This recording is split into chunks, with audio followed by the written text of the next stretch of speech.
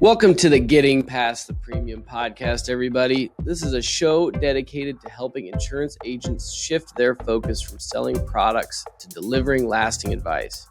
I'm your host, Elliot Bassett, and each week we pick the brain of some of the top names in the risk management space. We're bringing you actionable tips for growing and scaling your book of business. Now, let's meet this week's guest. All right, welcome back to Getting Past the Premium, everybody. Here with maybe our most prolific guest that's been on the show. I think this is the third or fourth time we've had a conversation, but with my good buddy, Ryan Deeds, man. How you doing? I'm good, man. Life is cool. You know, it's been an interesting decade, I think. You know, Well, I thought you were going to say few months, but you're right. I think on interesting decade, but yeah, it's just crazy. Like, you know, I was at the Crichton group, you know, and it's funny, at every position that you're at, you get to this level where you're like, okay, I know it. I know stuff. I know stuff.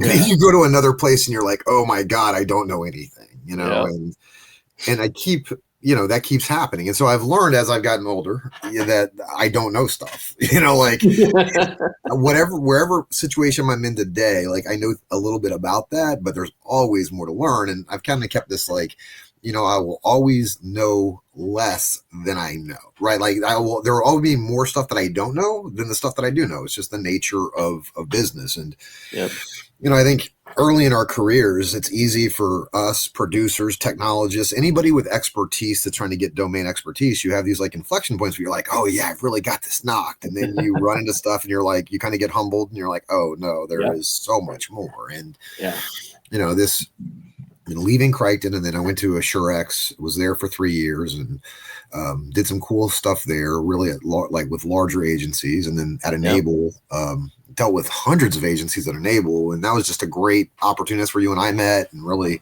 built our relationship and, you know, learned how the fallacy of data and how hard it can be, regardless of where it is and what it, you know, here it's all served up to you. But if you don't have some tactical, like 1, 2, 3 thing to do with that data, the value of it is negligible. You've just done a lot of work for nothing. And then landing at Alkeme, where, you know, I mean, I guess in my brain, I want to be here for the rest of my career. You know, I'm 49. If I could be here 10 years, you know, hopefully by that point in time, be in a decent enough spot to peace out and go Frank Sintner route. I guess that's what I want to do. I just want to hang out, have a big ass beard, like people like, you know, I mean, Frank is awesome, right? He's like anybody could model their career after Frank. I mean, and so I kind of, that's the hope. But Alkeme is a large agency that, you know, it purchases a lot of other shops.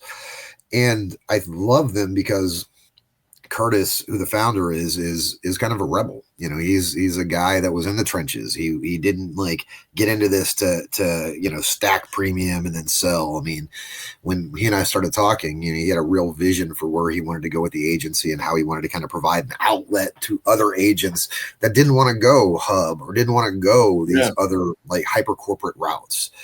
And but we're new. I mean, we're 4 years old. And, you know, if you took a 4-year-old agency and said, okay, you're going to do all this stuff. I mean, there's so many different opportunities to learn and challenges to overcome.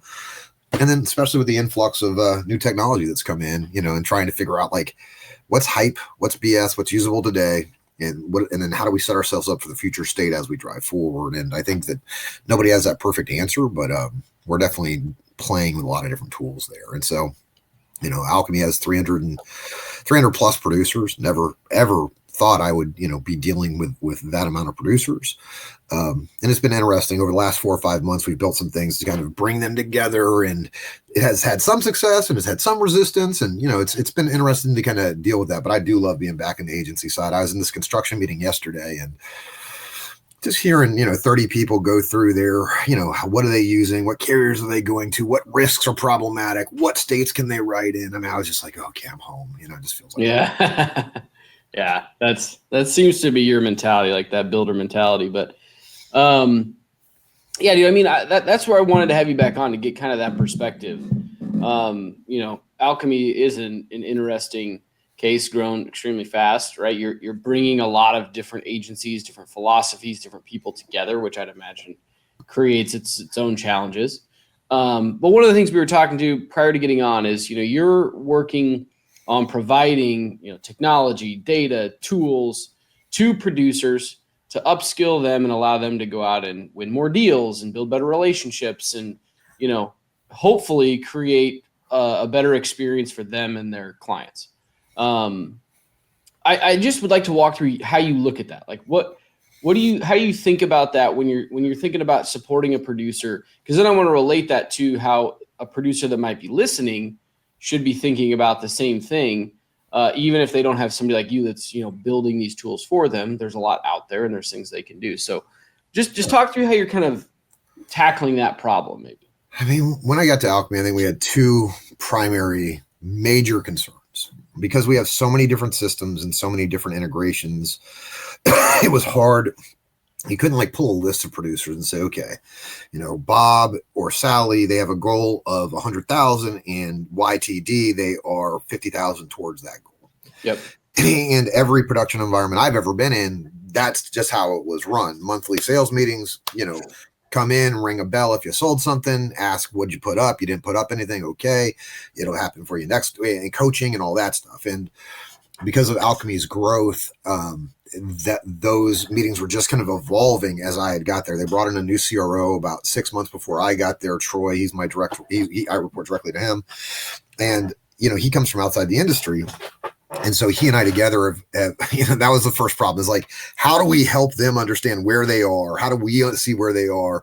If we want to grow X percentage and sales needs to cover this amount of that, how do we determine that? Right. So we tried a couple different mechanisms initially. And then we said, okay, we're just going to build out like this portal with the new tech that's out there. And so, initially the portal is not what I would consider a producer advantage, because it is a tracking mechanism for them, and they feel that, right? Yeah. Producers now, there is very little there's a ton of transparency in where they are, how those numbers got in there, who owns that, because they own it today, right? Like, the other issue that we had, which I thought was even more critical than that, was we had no ability to determine, top down, who are our top 100 prospects that we want to go after and leverage the almighty power of Alkeme. I mean, because we are, if Alkeme comes in and we pick up a $5 million shop, right, a 5 million revenue shop,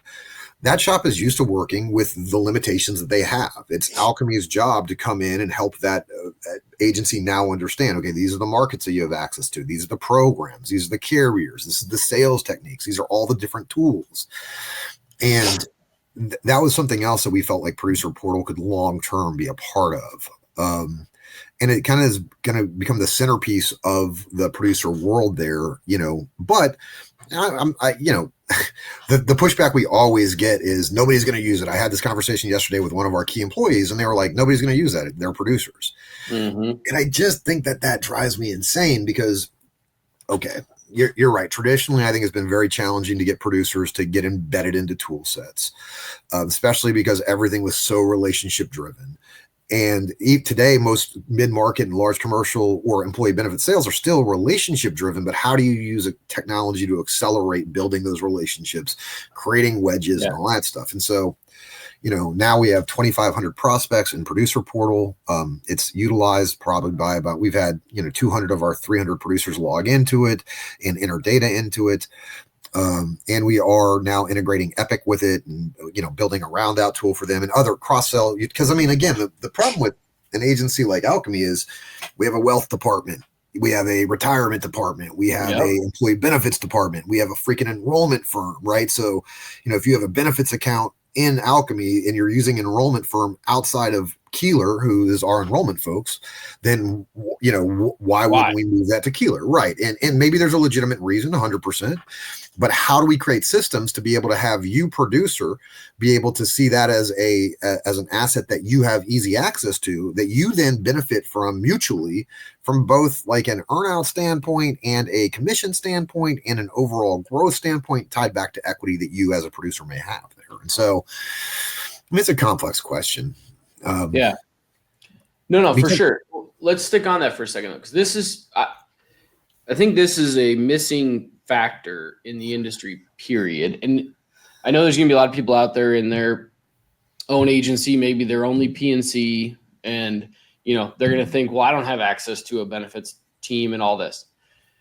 And I've always encouraged folks, like, you can and you do, just you have to go out and you have to find somebody that's like-minded that you can partner with. And the reason I think this is so important is the traditional, when you think of a business owner, they're traditionally making these decisions across their risk management portfolio of their business in silos, right? They're gonna go to XYZ agency to handle their P&C insurance, and they're gonna go to ABC agency to handle their benefits, and they have a retirement planning advisor that's gonna do this. And none of those folks are talking about where the business is going.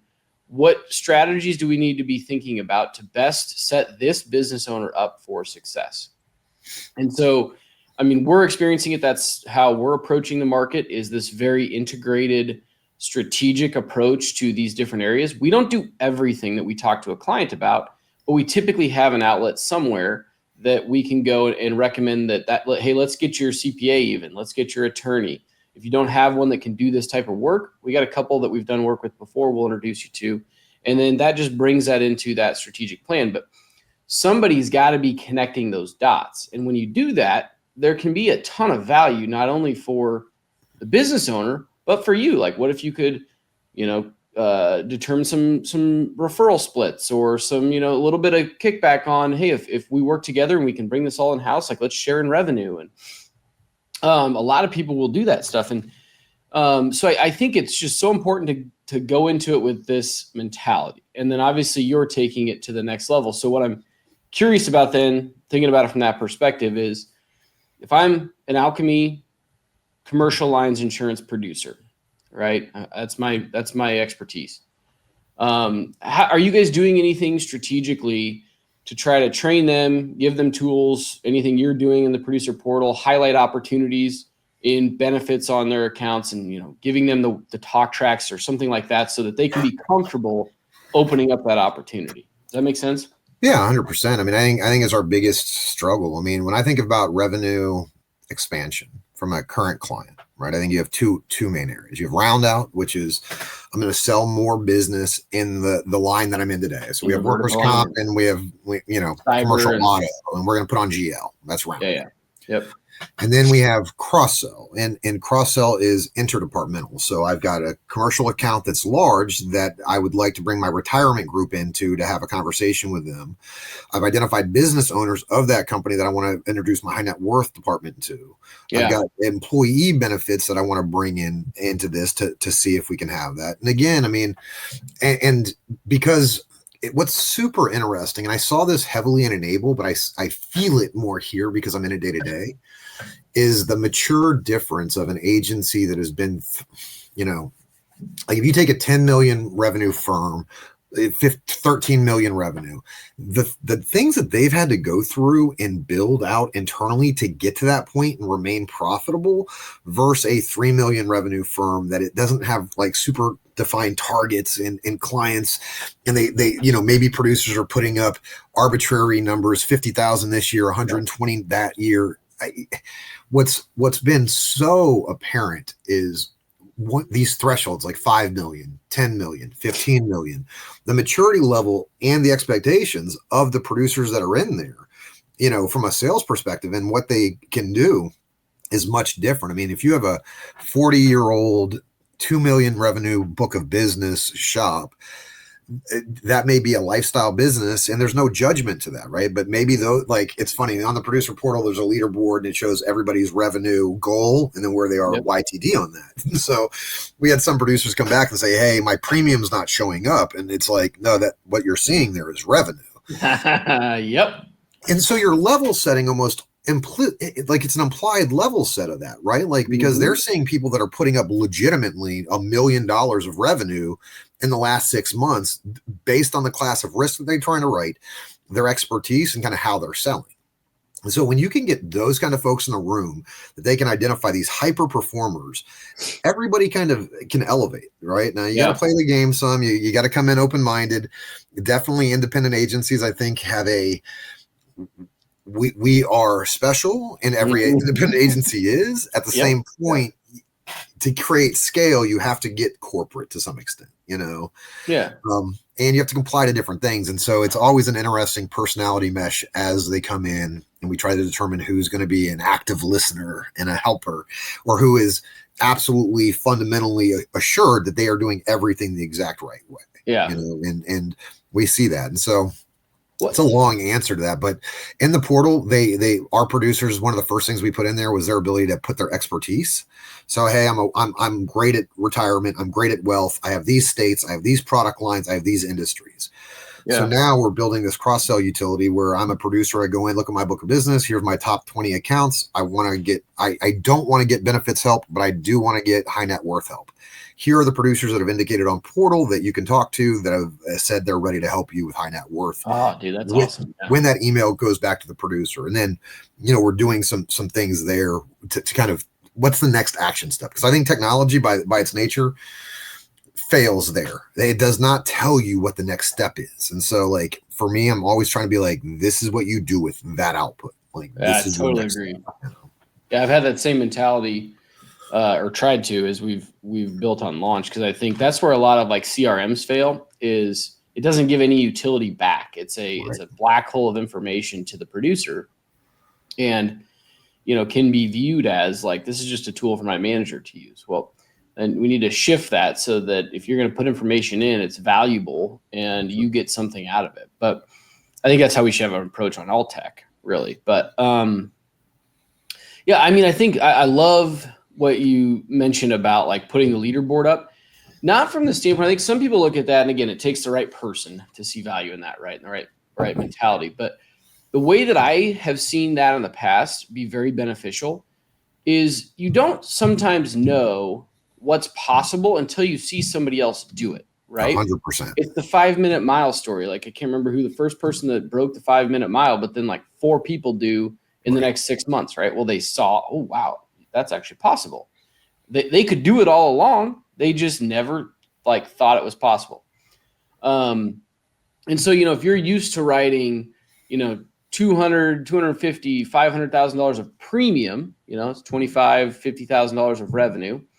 And you think that's a good year. That's what you've done for the last 5 or 6 years, blah, blah, blah. And then you see somebody doing $1 million of revenue in a year.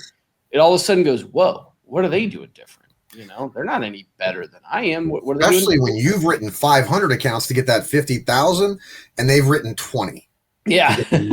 Right. Because again, in my opinion, I mean, as I continue to go down this path in insurance, is like the number one metric producers should be tracking is average account size.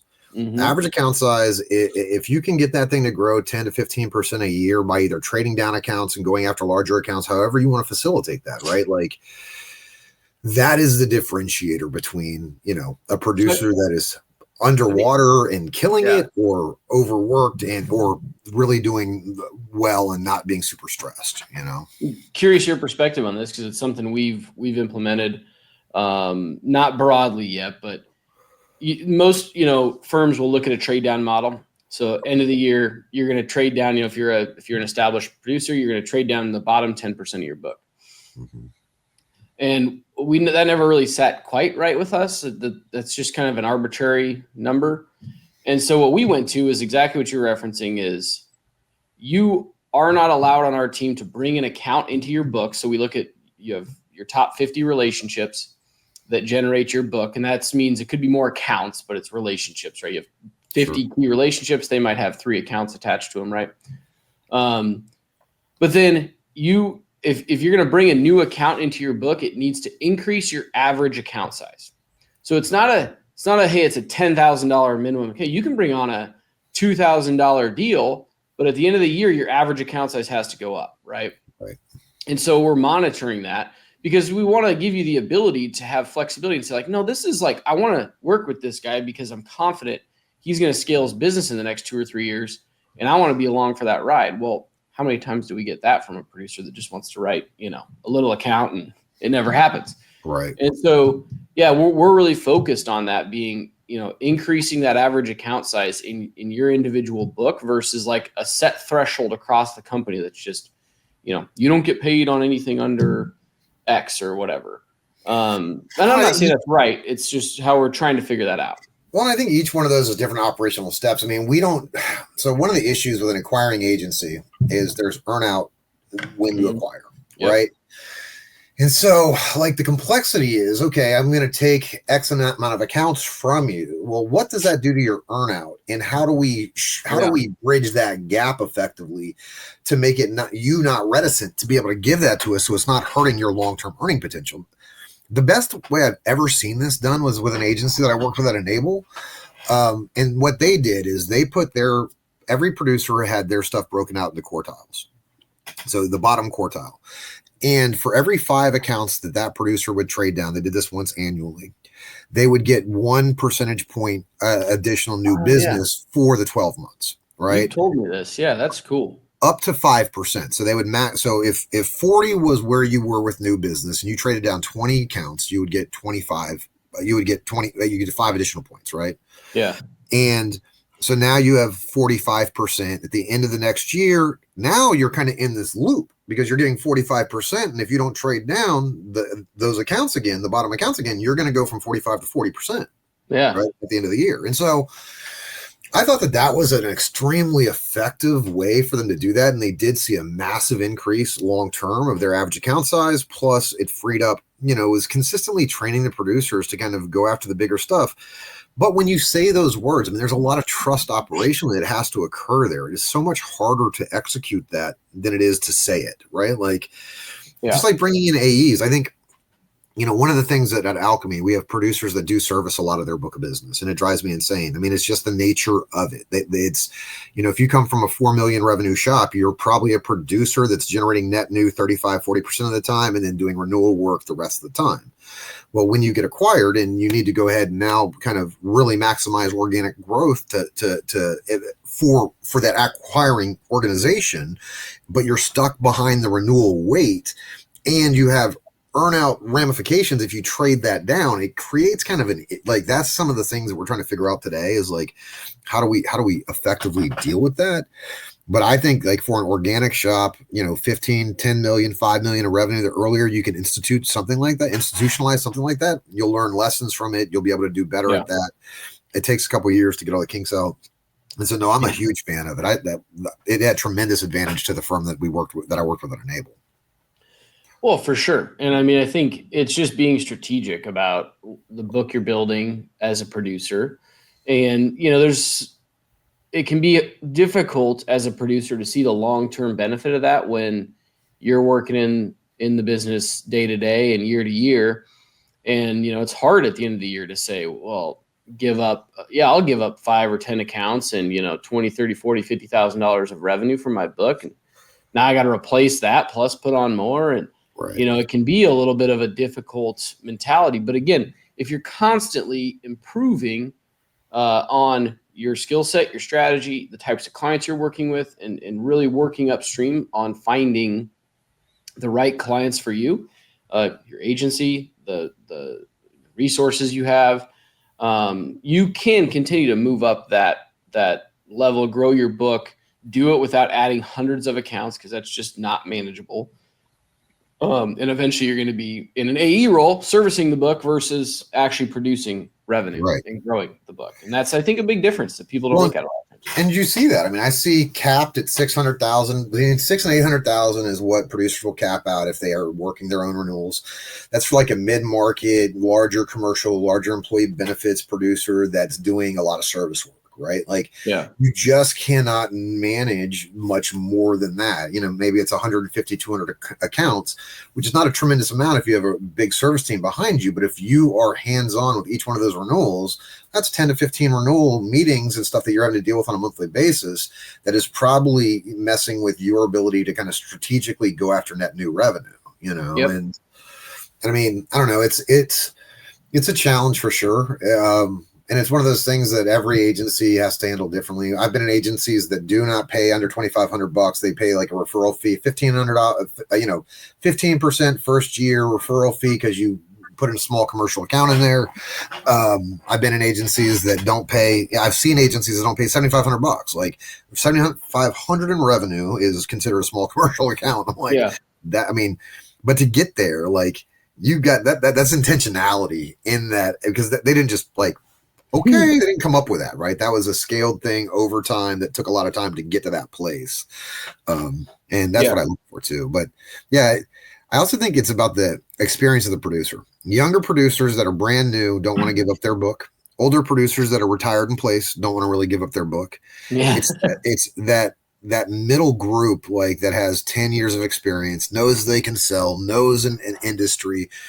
Those folks are way more, and it's not really age based, it's more experience based, right? If you have 10 years in the space, you're in that 10 to 20 area, it seems like you're a lot more likely to give that stuff up than if you're 30 years in, because like, I'm making that money, I'm good to go, right? I don't need to go out and crush it, and then you have some producers that doesn't matter what you do, one way or the other, they're going to sell and kill it. And I mean, and they're hard to find behind them. Yeah, they're just doers, right? And yeah, I totally agree with that. And the other thing that I've witnessed and just experienced is it's not necessarily folks that get in that position and don't want to take their hands off the wheel, let's say, because they're concerned about being able to sell the net new. Sometimes they're concerned about the renewals being handled to a certain level by the service team, and which is a very legitimate, concern. Sometimes that can also be a leadership type of trait where you have to understand it may not be done the same way as you would do it, but if the client gets as good or better experience, and they're willing, and you're going to retain them, then it makes sense to send that to the service team. And that can be a bit of a contentious point in a producer's career too, because they're used to being the one that dictates everything. And now once your book, it's just like you're building a business. At some point, you have to rely on somebody else to do some of the tasks that you're used to doing. And train them and help get them up to speed and figure out where the bottlenecks are and where they're challenged. And okay, this didn't go that renewal didn't go that well, and here's why. Here's what I would have done different. Let's tweak it next time. So, curious how you guys are kind of approaching that too, from the service team taking over those tasks and producers being able to give them up. Yeah, I mean, we're doing analysis on it today. I mean, it's funny. I was looking at numbers yesterday, and Troy and I were going through some stuff, and I mean, we had like 40% of our commercial book generating like 3.5% of the overall premium. So okay, say that one more time. 40% of the clients were generating 3.5% of the premium. Oh, right? So like, I think from my perspective, one of the goals for me on the portal is to illustrate that fact. Like, how can I illustrate that to a producer? I do think, going back to what you were talking about, the reasons why producers are reticent. I also think most producers get into this because they want to help people. I truly, like, the producers that I have known in my life, these are not slick sales guys that are out there like shucking and jiving for the most part, especially when they start. These are guys that saw a need, had a family thing, saw some ways to help the community and be a part of it. I mean, I've been a part of producers that have been in the back of a truck after a hurricane comes through with chainsaws. Like they really love being able to help their clients. And I think sometimes when that service handoff happens, there's a fear that client won't be taken care of, because in that producer's book, they may have been important from a revenue standpoint, right? Where in the larger purview of things, if they just become another number, producer now loses some of that relationship and a little bit of their joy. And so I think it's as the producer kind of evolves and figures out that right mix and how to do that. But I think that's another key thing that is, and we don't talk about it a lot, but the happiest times I've ever seen my producers, like, were after terrible accidents occurred and they were out there helping those people that had trusted them to get back and get right, and I think that's yeah, man. And I think so many times we talk about the transaction and not about the heart. And I feel like most of the producers that I work with, yes, they want to make money, but they want to do it in ethical ways that supports, their clients, and they want to do the right thing. And that service trade-off, you have to have the infrastructure in place, because I've been through 2 transitions in agencies where we've brought AEs in. So I'm a producer servicing my book of business. I now I'm changing the service model to bring a high-level AE in that's kind of a technical expert that's going to run my renewals. I'm still going to be relationship driven, but I've also seen where this AE falls down, loses 4 accounts, and now the producer's freaking shook, right? And so there's this like trust and forgiveness mechanism that has to work. And what are you hitting that guy for 5% of commission plus he lost accounts? How are you funding that AE?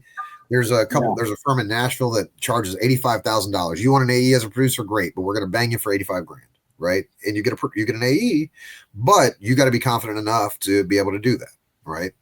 Yeah. And so different models I've seen mainly I see vertically based AEs, right? Like, hey, we have a transportation niche. We're going to have a transportation AE in there that really works on that vertical and it's kind of the quarterback for it across the board. Yeah, that makes sense. I like that. Yeah. And I mean, so there's a bunch of different ways to do it, but I think that right now we're looking at how do we experiment with centralization of service when, I mean, we have 57 agencies that have all kind of serviced their accounts the way that they have, and they all have their domain expertise. Like we have a great agency in North Carolina that's an expert at education, and they could grow like gangbusters. I mean, they're great average account size, big ass clients that do really good stuff for them, but like, how does Alkeme as an entity come in and support them effectively? Like, do we, give them an employee sitting there? Is that the best case scenario? Is there one that's centralized that can be leveraged across the spectrum, but it's mainly devoted to them? So there's a lot of discussions that we're having internally about how do you architect that as we're looking at that. No matter what you do, it's not going to be right the first time. It's not going to be, it's going to take like 2 years, 3 years, I think, for it to come in, have some forgiveness, lose some accounts, gain some knowledge. And everybody has to be in the right way. But then when you add earnout and all these other things in it, it makes it even more complicated. So like organic shops I think are much easier to do that, especially when you 100% own the book of business and, it's not contingent upon Bob's relationship with that client nearly as much as it is in an acquiring shops organization where, that North Carolina firm has a relationship with those educational institutions.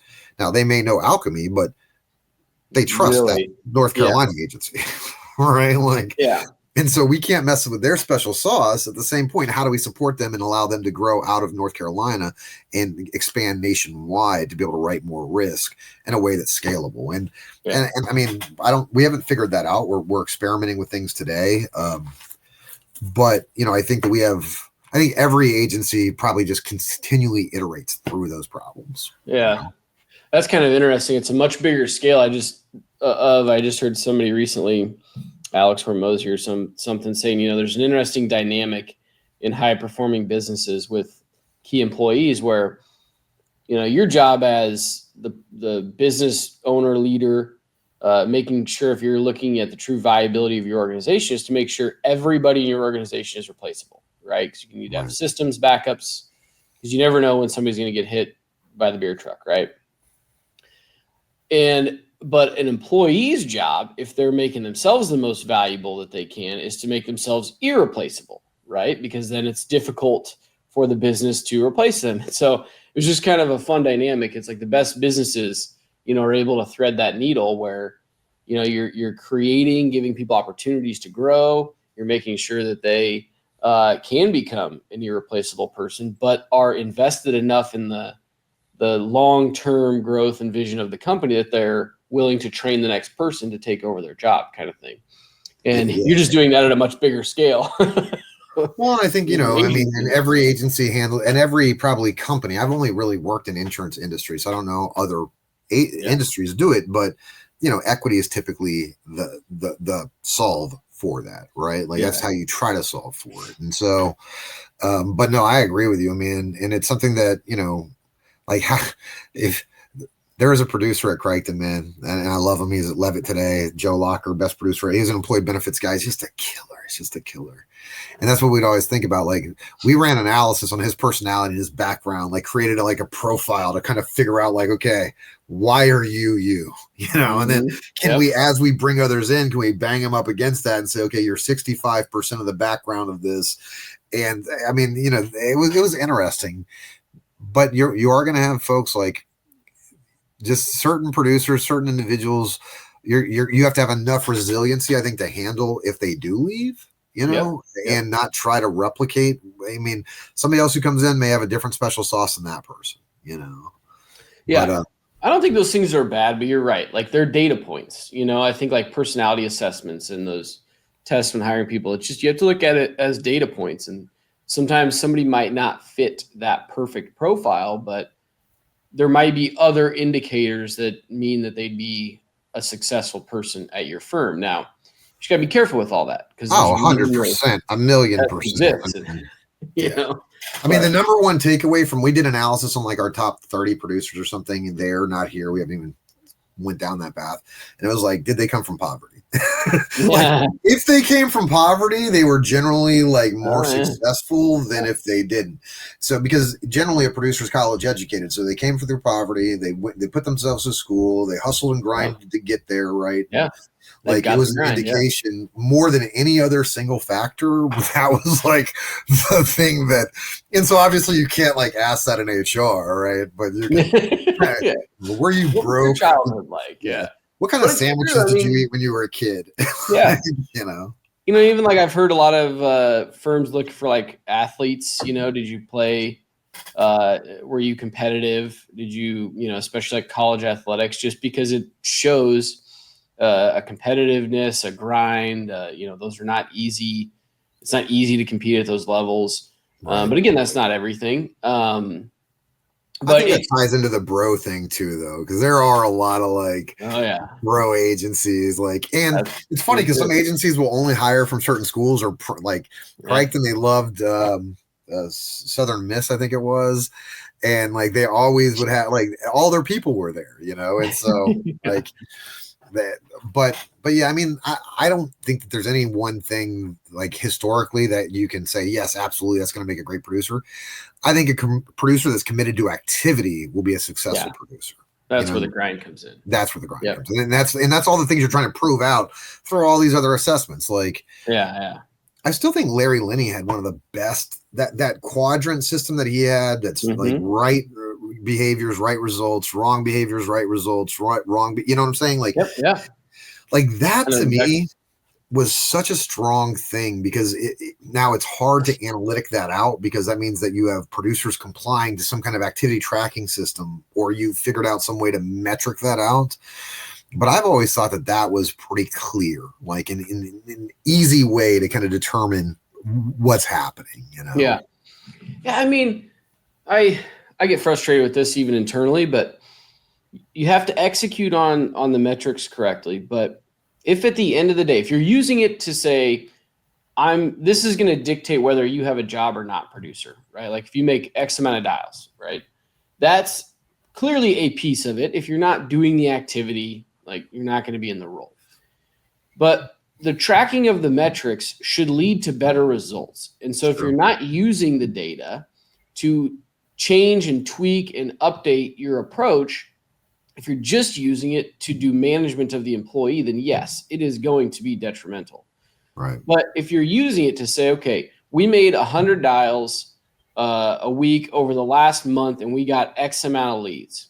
Now let's tweak our cold call script to do this, and let's make 100 dials a week for the next 4 weeks, and let's see how many leads we get. Right. And you just keep doing that. I mean, we had this for our business development guys that are doing primarily cold calling. They have just a cold calling tree. It looks like a giant mind map where they have different scripts. They test it. They track it. They know exactly when they use different ones. They know, okay, I use this one. Here's the top 3 objections I get. Okay, I tried to handle it this way. It got me here. And we've just gotten very data oriented with it to say, we want to maximize the number of opportunities you're getting out of the number of cold calls you're making. And again, then if you can do that, then as a manager, the tracking activity for job performance takes care of itself, right? Because either they're going to do it or not, but they should see the value in it, if that makes sense. No, 100%. You guys are tracking some of that stuff too. Well, I mean, I think that's the challenge. It's like, okay, so every agency I've ever been a part of and known wants this.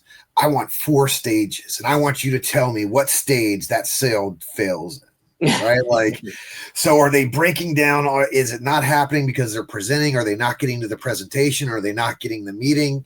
And then you say, okay, well, how are you having compliance to the analytic and the measuring of that? And how do you know that that's occurring? Well, that's all unimportant. We just want this. And you're like, wait, bro, Yeah, like it doesn't happen that way. And so I'm trying to figure out ways that, and there are better systems today that can track different things and put that in there. But I think so much of it has to be like, I love what you're doing. I do. I love that concept of, hey, if we have a cold calling farm and cold calling targets, here's the kind of this, like I was a medic in the Army early on, and we'd have this book. A guy would come in to us in the morning, and he'd be dehydrated, and we'd flip to he'd be like cold sweats or something, right? We flip to the cold sweats page and say, ask these 5 questions.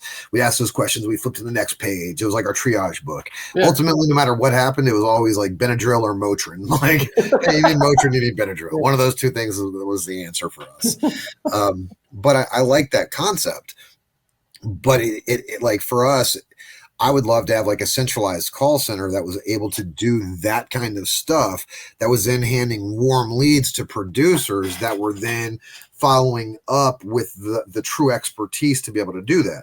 But operationally, that is a freaking, because then I can track, okay, we've handed you 10 warm leads from this entity.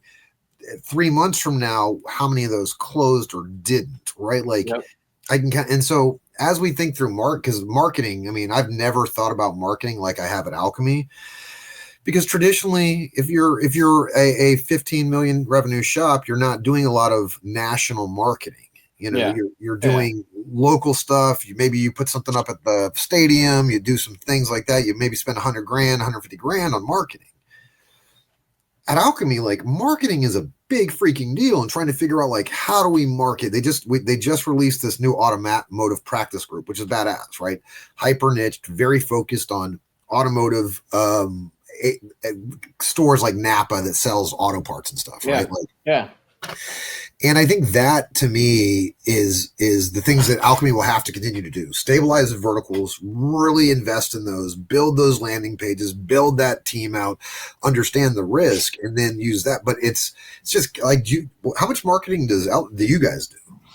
We've invested significantly into our marketing. And what does that look like? Is that emails? Is that web? Is that SEO? Like, what are you doing? Yep. So mostly what we're leaning into is content marketing through social media channels, through, email marketing, so on and so forth. So we're really trying, and it's targeted. So, might be specific verticals of contractors for a quarter, might be manufacturing for a quarter. It's all within our ICP. But we're really just we're at this stage right now where we're investing heavily in it, knowing that stuff will probably pay off in the next 1 to 2 to 3 years. Once you can get your brand name out there, people start to understand what you do. We're backfilling that right now, though, with the cold calling, the direct outbound activity. And that, we don't envision that going away, because it just hopefully will get more, it'll get better, because our target clients know who we are through the content marketing. They may not be reaching out directly inbound, but when one of our business development guys calls, it's a much warmer call, right, because they see it and they know it. But then eventually we think, you get enough volume in those industries, people do trust your brand. Ideally, they have an issue, they will have an avenue to reach out. And then we're starting to toy around with doing what I call like lead gen assessments. So we built this, we got really good feedback from contractors on, we built this like 7 fatal mistakes contractors make, or something like that. It was just a content piece, that we were posting on social. And so I just created a lead gen assessment that we can actually put into email marketing campaigns. We're going to put on a landing page and start to market to that. So a contractor can go there and be like, take this 7-question assessment and see, like, am I making these mistakes or not? Right. So it's stuff like that just really tries to get people engaged, gives them value, but ultimately solidifies the brand that we want to drive with them. So one of the things you said, long-winded answer. I mean, if I talked to one of your producers and I said, hey, what's your ICP? Do they know that? Would they be able to rattle that off? Yeah. Yep. So, I mean, now this has been, and it's not quite as dialed in as we want it. It's gotten better. We take a little bit different tracks. We call it our target market, or ICP is kind of interchangeable. Right. It's broad to start. We kind of look at it as a bullseye. It's like we start broad, and then the more you move in the bullseye with this business, the better we are going to be able to serve them and win that deal. Right. And so it's like it starts out pretty broad with like industries. Are they privately held, et cetera? Okay, now are they within these industries? And are they of this size? And do they have this mentality? Okay, then, and it's a 4-step kind of process that they can think through pretty quick. We can identify those things quickly. But the idea is we're not going to say no if it's on this outskirt, but we're going to ask more questions, and it better be a good reason why we might work on that deal. If it's in the middle all day long, that's who we're targeting. That's who we want. Go after it, Now, do you think most producers do that, or do you think most producers today are more like, if it comes in, I'm writing it? I mean, just from your mess with launch, mess with Ellerbrock, all that stuff. I mean, where do you think, are they doing that, or is it more general? I think it depends on stage of career a little bit. There's definitely that, you're a newer producer and you're probably going to write more things than you otherwise would, more variety of things than you otherwise would in 4, 5, 6 years. And so that's kind of, we try to design it with that in mind. Like, we don't need to say no to everything that fits, that isn't, a electrical contractor or whatever, but we want you to be focused on the things that hit the middle of the bullseye. And so we do have times as you're talking, like my brain's just like building a web page. Like, here's right? the bullseye. Like, I swear to God, like, I'm like, could you put that on Producer Portal? Oh, yeah. And you could see that's what we did. It's a very visual graphic. Like, they can see it. It's got the different levels. So I think that's the number one thing, man. Like, your class of risk that you write is what determines your long-term success. And because, if you write a bunch of PL early career, like, how do you get off that service book of business? It's so freaking hard, Yep. And I think too, though, you got to be, as a leader of your firm, be able to say no. And so if we put these things out there and we're like, hey, if it doesn't fit within this even outer ring, we are not doing it. Like, period. We don't have the expertise. We're not set up from a service model, or, whatever the reason is. But I was talking internally. We were just dealing with this. We got a risk that came in that we just really aren't suited for, trucking risk, big trucking risk. And, producer wants to work on it. So we're talking about it. And I said, at the end of the day, at what point do we act as like, the producer's got a franchise model, right? They're a franchise of Ellerbrock Norris, our firm. And it'd be like, I'm a franchise owner of Chick-fil-A. I bet a franchise owner at Chick-fil-A would be like, man, I could sell a hell of a lot of hamburgers, right? Like, people come through and some people just want a hamburger. Right. Well, no, Chick-fil-A says, no, we're selling chicken. We sell these 18 items and we do it really freaking well. And we're not even open on Sundays. And I just think about that a lot, because they're not suited to do it. It's not in their, call it ICP or whatever. But they want to be very good at selling the best freaking chicken sandwich that they can.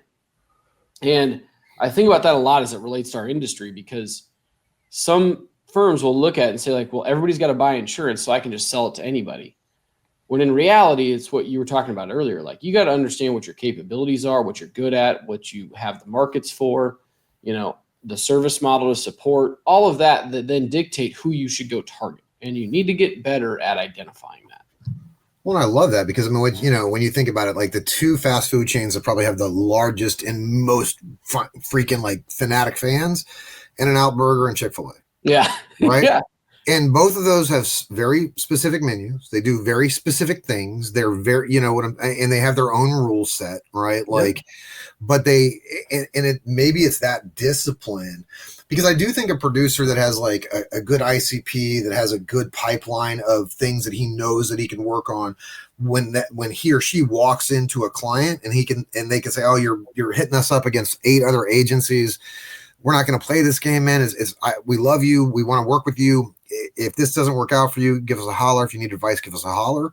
That discipline, I've seen that work so many times on the next year, But I do think that's very interesting. Like, the more, because I didn't, I until you said the Chick-fil-A thing, I really hadn't put that together. But I think that, if I'm a producer, listen to this, what is your ICP? What is your target client? Is that defined? The more defined that is, the more successful you will be long-term, because they'll come to you for expertise. And the more that you handle that, I mean, the guys that sit at the top of the stacks, like Joe was a petroleum expert in benefits, and so he got really good at going into gas stations and places that owned gas stations and helping them understand like how benefits help them do this or that. And then people started coming to him. You speak their language. I want to encourage everybody too. I was just having this conversation with one of our young business development guys. Like, everybody wants to think they got to have it all figured out day one if they're going to niche and everything, and then they get nervous that, well, if I pick contractors, well, be pigeonholed. Man, what if there's dude, I know. And it's like, well, you don't have to. You're not going to know day one, right? You can't. We all can't all see the crystal ball. So what I always tell people is kind of identify, number one, again, all the things like who you have expertise in, who your firm can support and all that. But pick a couple that are similar mentality people, similar types of industries, whether that's blue collar or petroleum or, logistics or trucking or whatever. Pick a few and start to target 3 or 4 industries, see where you best resonate with, see where you start to learn the language, you get opportunities in, and let it build organically from that. So you're not going super hyper focused to start, but you're kind of starting like a funnel and then work it down until you've got, and I love another firm I talked to, all of their producers have I can't remember exactly what they call it, but like a number 1 niche and then a B niche. And so they're like, you're focused on your number 1, but you'll also work in the number 2. Sure. And that allows them to, kind of be a little bit broader, but like you're known as the electrical contractor guy, but you'll also work on plumbing contractors, right? Kind of thing or whatever. And so I would encourage everybody to approach it that way, because that should be your goal, but it's got to be a progression to get there. You're probably, if you're just going in and being like, I'm going to set my career up by working on this, like, well, when you get punched in the face and you don't know enough early on, but I tell you this, almost every producer that I've met that has been a part of an agency for like a decade and then split out and gone their own direction and built their own agency, that agency has typically been hyper-focused. Like I saw it with a company, Renewable Guard. Dude was working at an agency in New Jersey, started up he really had a niche for renewable energy, got out of that and said, that's all I'm doing. Built a huge book of business on that. And 3 years, he's like $5 million in revenue. I mean, really, really nice book. Jeez, nice. And I mean, I see that all the time. And so I think that it is, as you look at driving success as a producer, if you can get there, that's the win, Yeah. But I appreciate awesome, man.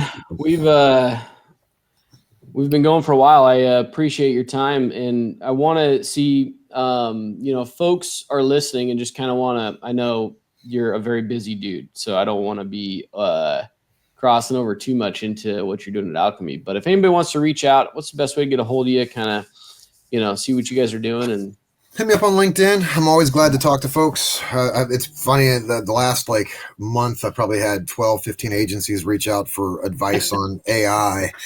And I don't know that I use a lot of AI, but I don't think anybody who's professing to be an expert, I just think is kind of full of shit. It's too new. There's the world. It's so much change is going to occur in the next 3 or 4 years. But you always hit me on LinkedIn, rdeeds@alkemeins.com. Every time I meet with somebody, I learn something. So, always glad to talk through with folks and share knowledge together. Love it, man. Well, I appreciate the time. This has been great. It's always fun to chat, and and we've done it before, but I always think we could sit here and talk for hours. But it goes quick, brother. It goes quick. But I appreciate you having me on, and I'm sure we'll see each other soon. Sounds good, man. All right, bud. Thanks for joining us for today's episode. This podcast was created to help shift the mindset of the insurance industry, to help us go from being product peddlers to true risk management advisors. It's that same philosophy that led us to create Launch, a risk management tool that helps you, the producer, have in-depth conversations about a client's risk. Launch walks you through the assessment process, builds in-depth reports and risk scoring based on your client's answers, and delivers the presentation tools to help you close the deal. Check it out for yourself at getlaunch.io, and let's start shifting the mindset of the industry together.